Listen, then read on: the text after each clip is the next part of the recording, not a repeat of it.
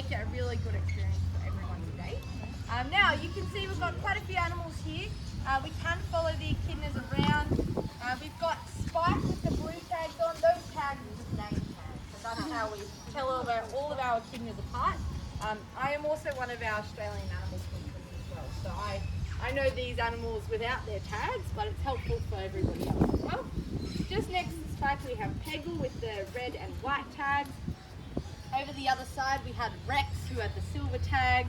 And then I can't remember which other colours we had over there at the moment, but it might be Peggle. Now echidnas, you can see they're quite inquisitive animals. They're quite incredible. You see their waddle as they're walking along. That's because they've evolved from the reptiles, so the goannas and everything. They kind of waddle in a similar way. And this is Nat, everybody down here, one of our amazing keepers. Without Nat, none of these animals would be fed and looked after, so it's really important that we have dedicated keepers that come every day to look after these animals. Now it seems like they're coming down to see what's happening. They're hungry. Everyone's hungry. Oh my goodness, I mean I'm hungry too, so I understand. So we'll watch Spike here. So Spike is a grandmother now, which is really exciting. She's over 35 years old. Now we've tried to do a lot of studies. We're not actually sure how long echidnas live for. So Spike is going to be helping us out with that study as well. We're seeing how long she lasts for. But those beautiful spikes, they are the same material as your fingernails and your hair. So that's keratin. Similar to a turtle's shell. It's all made out of keratin as well. You can see as Spike's walking past, no fear at all. They're very accustomed to us being in their space. We can follow the echidnas around as well if you like.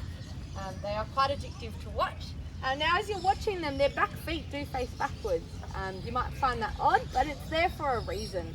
So those back feet are to help when they're digging down into the ground, they don't get any dirt into their pouches or in their eyes as well. Now digging is a really important factor for an echidna. We can walk down this way. I think we've got Peggle heading down this way. That digging, their belly is the most vulnerable area to an echidna, so they don't want to expose that belly. So when they're sleeping or trying to protect themselves, they will dig right down and make sure that that belly is covered quite well. Now we've got a few species in this space right now, so I'll chat through what all of these are. So we have two Cape Barren geese. Now these Cape Barren geese found on Cape Barren Island. We're not very original when we name animals. You know, if you think about a frog that lives in a tree and it's green, a green tree frog, or a snake that is black and has a red belly, black snake. Same thing, Cape Barren geese, Cape Barren Island. Now that's down on the southern coast of Australia, very close to where our Tamar wallabies live. Now these wallabies, again on that Kangaroo Island area, down the south coast. And all of these animals in the wild, they would live like this. This is how their life would be. And we like to emulate that as best we can. We want to give them a wild-ish lifestyle while they're here. Now I'll come back to these beautiful geese. So closest to us here, this is Angie or Angela, named after Angelina Jolie, because she's got pointy shoulders and great tattooed legs. And then you've got Gertie behind as well. And they are a bonded pair for life. They don't mind that they will never have fertilized eggs. They are a monogamous pair. So we have tried to bring in some males and they will not have a bar of it. They are together for life. Where one goes, the other will always follow. And they still go through that process of nesting as well. One will nest and one will protect the nest. So it's really important that we allow that relationship to happen. And they live just as happy life as they would in the wild. Now these are our Tamar wallabies just here. I think they're just stunning animals. These Tamar wallabies, they are also survivors. You wouldn't think looking at this wallaby that they'd be able to survive through bushfires. Well, in 2019 they had to do that. Down on Kangaroo Island, all of the habitat was destroyed by those bushfires. So Tamar wallabies and all the other species there had no water, no food, and also no shelter. So if they survived the bushfires, they would have nothing to live off after that. They have an adaptation. They had a survival skill. Tamar wallabies and Cape Barren geese are some of the only species that can drink salt water. They have specialized kidneys and salt glands that help them to excrete that extra salt and digest it as if it was fresh water. So it is quite incredible. It also allowed them to eat plants that were in the water. So they had their food, they had their water, and they made do with the shelter that they could find. So their numbers built right back up, which was absolutely incredible. And Kangaroo Island is coming back up. Hello, Angie. Now these two girls, they have a bit of a fear of missing out, so they love to be center of attention. As you can see, these girls, this is not their area. So the geese usually hang out over the other side. All of our animals have particular stations here. Yes. There's a person that's your size. You might think you're a goose. They are very beautiful creatures, but we do have one of our guides here, Ryan, and he's really theatrical. He's great. But in that for a goose is like terror. So they don't love Ryan, but he loves them. So we all get along. Now you can see down here we also have a water dragon. So that's a wild water dragon. We often get wildlife in here. I mean, why would you not want to live in here? It's free rent and beautiful view.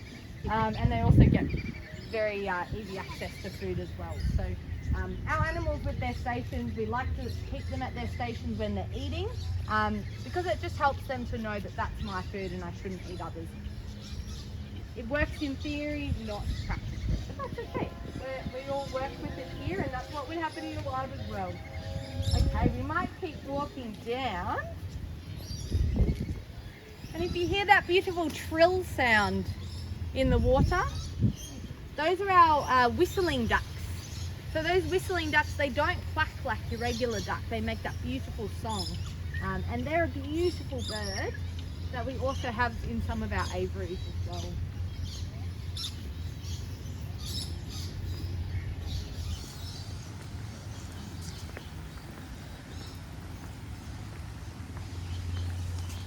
Another water dragon here. If you see things like this is a fake termite mound. We have a few items like that in the sanctuary. That's one of the ways that we feed our echidnas.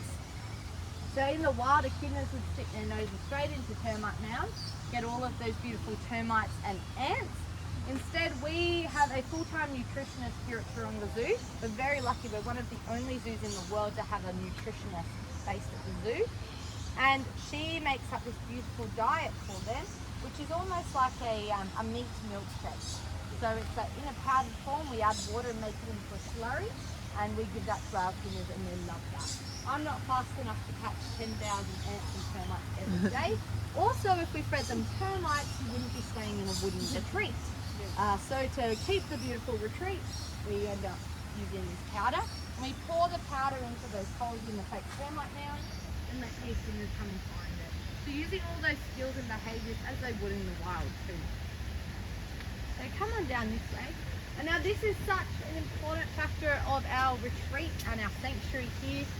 This element here is our lily-pilly tree. So this was the centerpiece of the entire sanctuary. We wanted to make this the highlight here. Now, this tree has been here for over 100 years, well before the zoo was even here. We've got little Peggle joining us up here, so we'll make a bit of an aisle for Peggle to walk up in between us. Hello, you want to come up? Or you want to go into the bushes? No?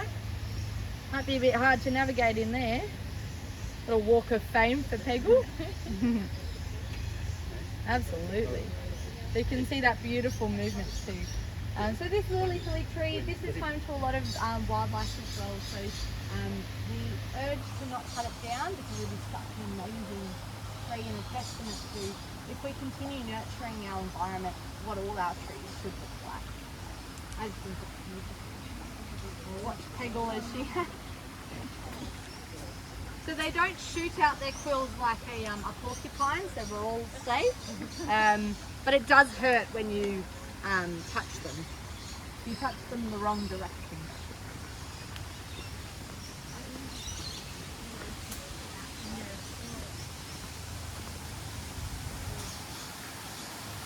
Oh, hello, Cooper. We have a little friend down here. So I'm going to put in that section. Now you can watch as I try to do this. Cooper outsmarts me. He's a potteroo. You've never seen a potteroo, you're about to see one, and now they are smart people. So as we come through here, I will ask everyone to move through quite quickly for me, just because I'm here. Oh, and that might be coming down as well, to give us a hand. But Cooper is extremely secretive. He used to have females in this section and males in this section, and he found every opportunity to make it into this section. So it was just about for Nat to come and join me. Cooper's here again! Oh no! She just likes to game. Yeah, I think so. And I get through Pointing on her today. Hey buddy, let's go this way. Okay, everyone come through nice and quickly for me. You can follow Cooper and Nat down, and we'll just stop at the end where Nat is.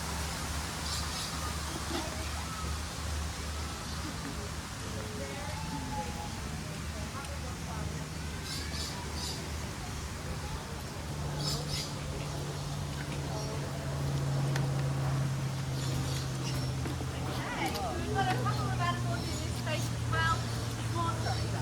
The smallest one that you see right next to Nat is Cooper. He's a potteroo. Now his personality makes up for his lack of size. But potteroos are so important for our natural habitat, and I'm sure not everyone had even heard of a potteroo before coming on into life. We have a lot of animals just like Cooper here that you don't know where they are, or you might not know that they exist, but they contribute to a healthy ecosystem. Potteroo's role is to help disperse seed in the environment. So that they dig down, rustle up all of the undergrowth, and they help for new growth to develop as well. So it's extremely important for a healthy ecosystem. Now, potteroos are on a forest floor environment, and we used to have them all around this sort of mossman area, but then it all got quite built up, and even in our national parks, there's definitely a potteroos. So it is important to understand that helping the bigger picture is also thinking about those little keeping that busy and on their toes. So we'll see more of the potteroos in a second. Also, this is the only place that you will see a potteroo in New Zealand at the moment.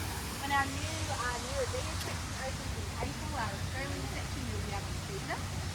Now, these wallabies that you see here, these are redneck paddy melons. So again, with our naming, not entirely original.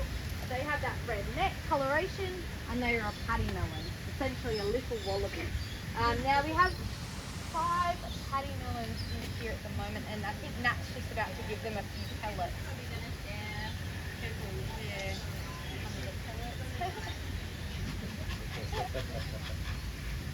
So as I was mentioning earlier with the station, so the cue that Nat has given to the animals is shaking that tin and saying, hey, I've got some food at your station. So it's the animal's choice to come up. They know that food is there if they would like to come and get it. They also know that if they don't come down, they might get all of their friends and might actually before them. So it is important that our animals understand those cues. And that's the same for little potteroos all the way up to our elephants.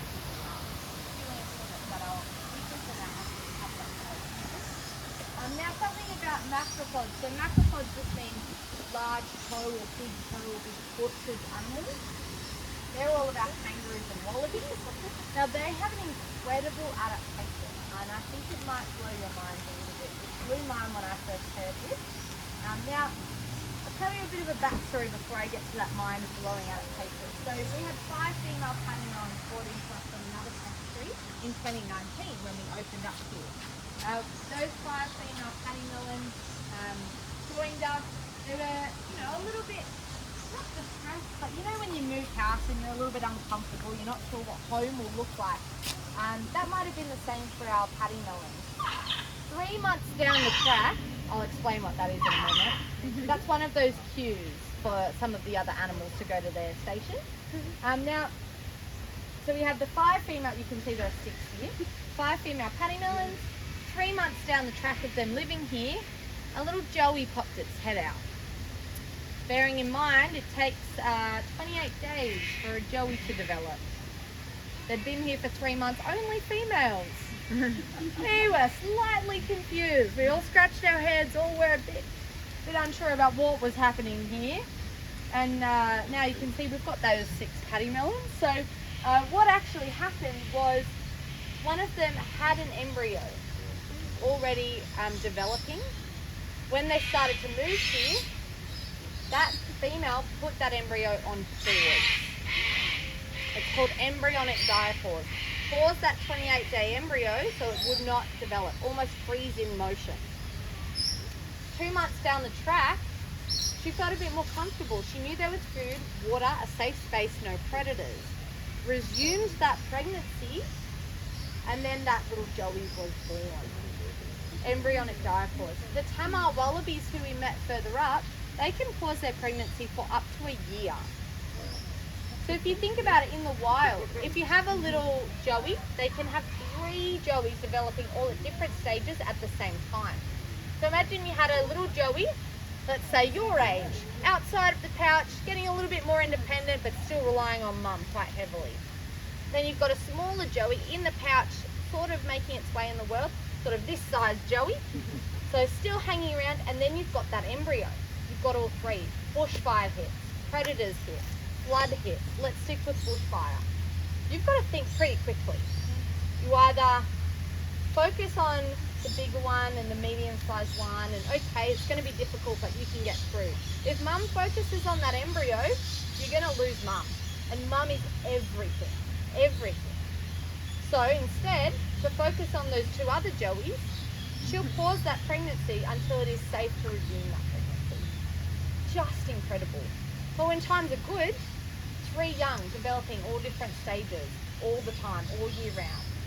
Just incredible. So animals that you might think, oh, it's just a kangaroo, it's just a wallaby.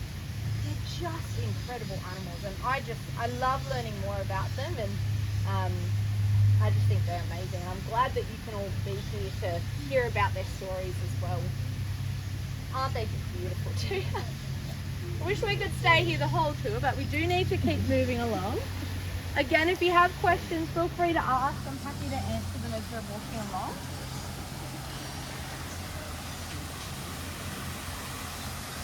You can see Cooper up there, waiting by the gate for the next tour.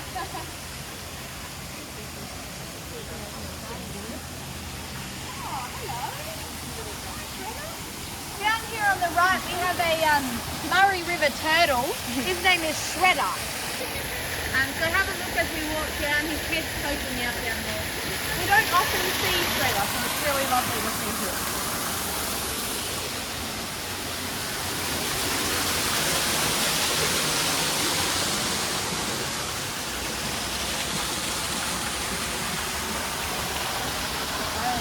Down there on the far side. Oh, it's so cute. So we've got a couple of animals in this space. So cast your eyes over in the middle there and over near the stairs.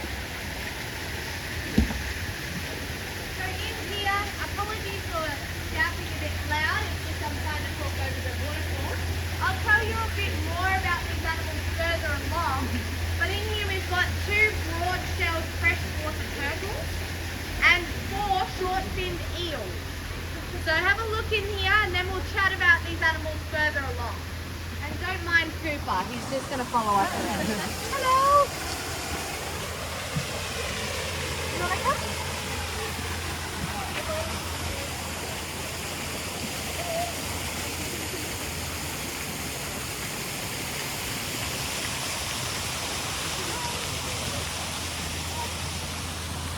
Oh, yeah. I'm trying to walk, buddy. Hello. Okay, I guess Cooper's joining the tour.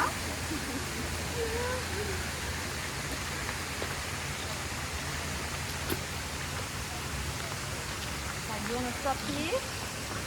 Okay, we'll stop here. Alright, you want to face the group? You can face the group.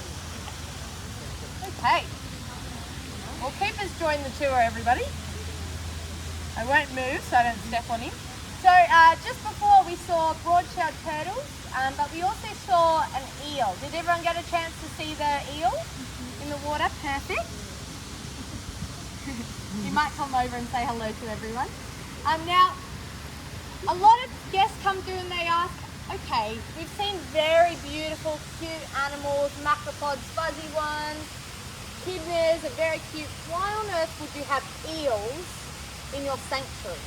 Now, I think that eels have the most incredible life cycle in all animals in the world. So, the life cycle of a short-finned eel, they live in a freshwater area, so let's say Parramatta River. So Parramatta River, they live there until they're about 15 years old, so when they hit maturity, at that point, it's like a switch flicks in their head and they say, I need to get to salt water immediately. At that point, they do everything they possibly can to get to that salt water. That includes crawling over land, commando crawling, using those fins, crawling over land into new bodies of water to then get to that salt water. So they usually end up in Sydney Harbour. At that point, they swim up to their breeding grounds, which is at New Caledonia. Yeah, very long way to swim. Takes them about a year to 2 years to get up to their breeding grounds. At that point, they breed, they have their young, and the adults then die. You say, yeah, it's pretty sad, right? You're like, oh, they've just done this massive swim, they have their young, and then they're gone. But it's amazing. They die to cause a diversion. It's also up at that time, it's bull shark breeding season. The bull sharks are distracted by all of the mature adult eels that are dying, so they get their food. All of the young can then float down, they eventually hatch and swim back down the East Australian current. You've seen Finding Nemo? I hope everybody has seen Finding Nemo here. If you haven't, that is your movie tonight. Finding Nemo, that East Australian current, these little elba swim down, takes them just over 2 years to get back down into Sydney Harbour, crawl back over to the land, into that freshwater areas, and then they grow and develop and do it all again. Just incredible. I know. You really think, why are you putting so much effort in? But if it works for them, and it's just amazing. So next time you see an eel, you'll be like, oh, they're amazing. You might still find them a bit smart. Alright, Cooper, where are you off to next? Way the way? Come on.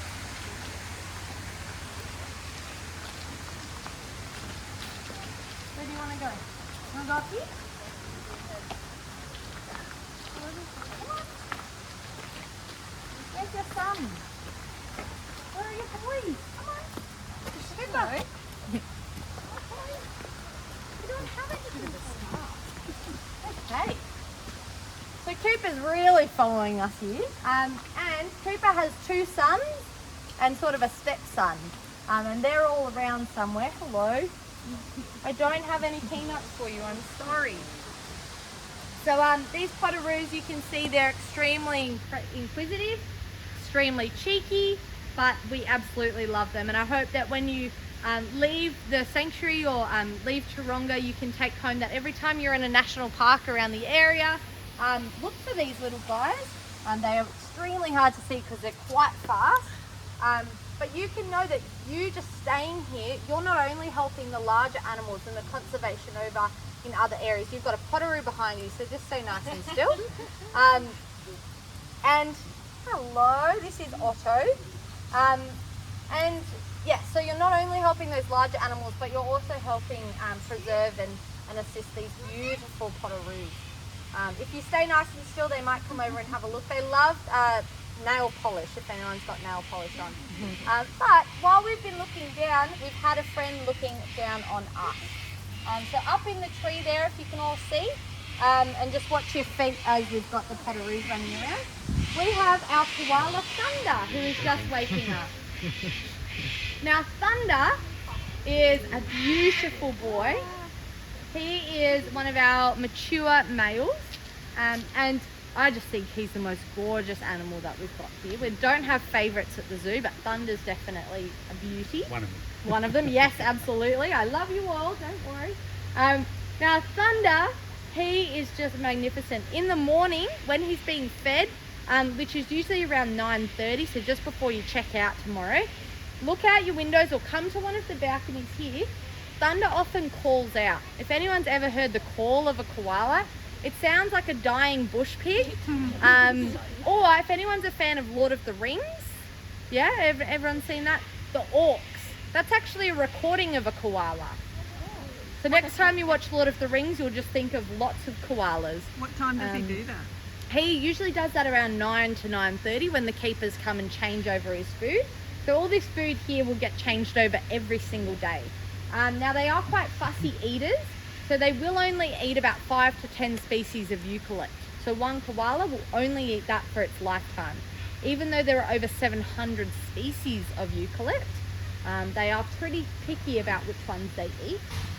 Now the reason for that is because when they're young, they can eat whatever leaves that their mother has been eating. Their mother feeds them a mixture when they're about 6 months old, which is called pap. This pap is, I hope you're all ready for dinner, but this might put you off a little bit. They actually get a sloppy poo from their mum that they get fed. But that helps all that bacteria and good enzymes to develop so that they can digest those eucalypt leaves. It is quite incredible. So once they start getting that pap, they can then start eating their own eucalypt leaves. And that's how all of our koalas have developed that ability to do that. Now, because we need to bring fresh eucalypt leaves every single day for our koalas, it makes them the most expensive animal that we have here at Taronga Zoo. And we have 19 of them.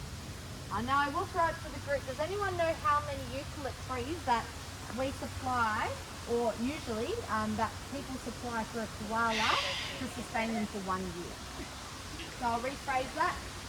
One koala per year, how many trees does it take to sustain that koala? Any guesses? How many? You can throw some guesses. That's right. 3 higher. 20 higher. I'll take 2 more. 50 higher. One more guess. 100. 100. Okay, I'm about to blow your mind. One koala, 1 year, it's 1,000 eucalypt trees that we need to supply. Times that by now 19 koalas, 19,000 eucalypt trees that we need to supply to them every single year. This is why they're the most expensive animals. Koala keepers are also some of the only keepers at the zoo that have to go out and source their own food if there's not enough at our plantation. So us as keepers, we go out with our clippers and go and cut down branches off from our plantation to bring back for our koalas. So it is quite incredible. So when you might keep hearing it as you're staying here, but thank you for staying here. You are directly helping our koalas and directly helping all of our conservation programs here. It's through our accommodation that we're really getting that support. So thank you all, and I hope that you rest easy tonight knowing that you're already helping. So we will continue moving on. We're almost at the end of our tour. So we've got Thunder in this pod. So if your room starts with the number 3, you're in pod 3 and you'll have Thunder outside your room. If you're in pod 2, so your room starts with the 2, you'll have Daruk outside of your room. And then pod 1, you'll have Mateo. So come on through here. I'm going to stand on this side to stop our potteroos from joining us. But come on through.